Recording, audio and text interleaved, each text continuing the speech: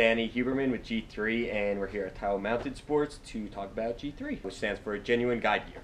G3 is a company based out of BC, Vancouver essentially, so most of the testing and everything is done in British Columbia. It's kind of cool from my point of view because their snowpack's super similar to ours, so the skis that tend to work well in the Whistler area tend to do really well in our area with a denser snowpack. It's an independent company, so you're not pushed by, you know, big money. It's more about product. The Ion is kind of the hot product for G3. It's what you guys will probably be selling the most of. One thing that the Onyx, which was our previous tech binding, did that the Ion does as well, that's different than pretty much every competitor.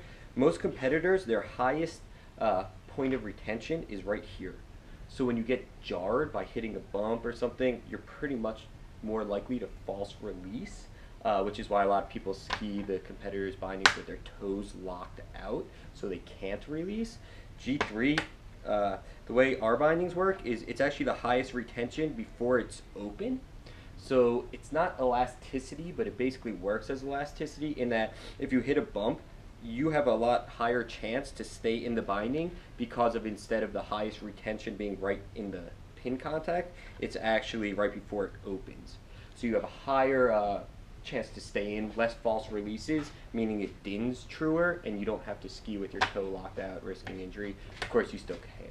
As you get into the technical specs of the binding, we got a 12 din. Some of the features that make the Ion a lot different than the competitors, though, that really stand out. There's 2 guides. Those guides really help getting your foot into the binding, especially if you're on off-cambered slopes. It really helps, and basically you just aim right for those, you kick them, and it'll step right in. The other feature, the toe piece, that's super nice, is you can see how high this toe piece is. The majority of the competitors, they're about 1 millimeter or 2 high.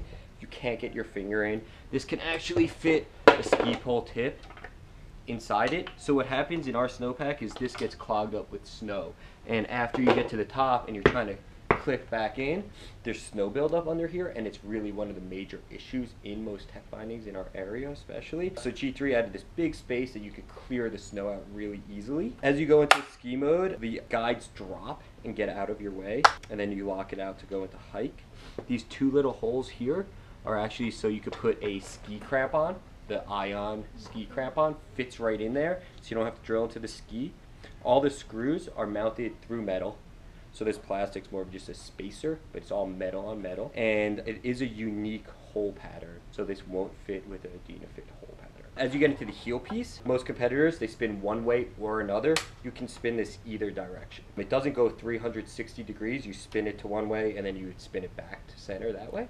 But what's nice is you can spin it into hike. The brake stays up, so that if you put your skins on, you throw your skis on the ground, you're chilling, you're eating, you don't have to worry about your ski skating away. When you take your first step, the brake will lock up. So it's a really nice feature, and to release the brake, again, you just spin this heel piece around. Just watch your fingers with everything. It's like they're tight action. Large range of adjustment, 3 shell sizes in the retail binding. 12 din, 3 climbing heights, flat, 1 and 2. And again, these go either direction since it spins either direction. Cool little feature just to show little details of G3. A lot of the companies will use 1 spring to do both of these. So when you like kind of get them in the right position, they get floppy.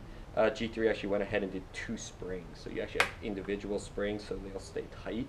It's just, you know, that extra step that they take to make their products really nice. Ice plate that's removable and replaceable, keeps stuff from freezing up. When you get the binding in a box, this isn't attached, so you have to put it on when you mount the skis, but it's super easy and straightforward. So you have vertical din and lateral din. Sliding AFD helps release true. The coolest feature, in my opinion, is there's actually forward pressure. So what you do for forward pressure on this binding is you literally kiss this heel piece to the back of the boot. So what that ensures is full pin contact.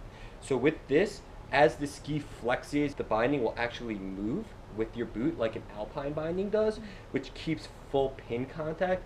Again, won't have to ski the toe locked out. It just provides a lot more stable and trustworthy release. That's kind of the Ion in a nutshell. It's 585 grams for 1.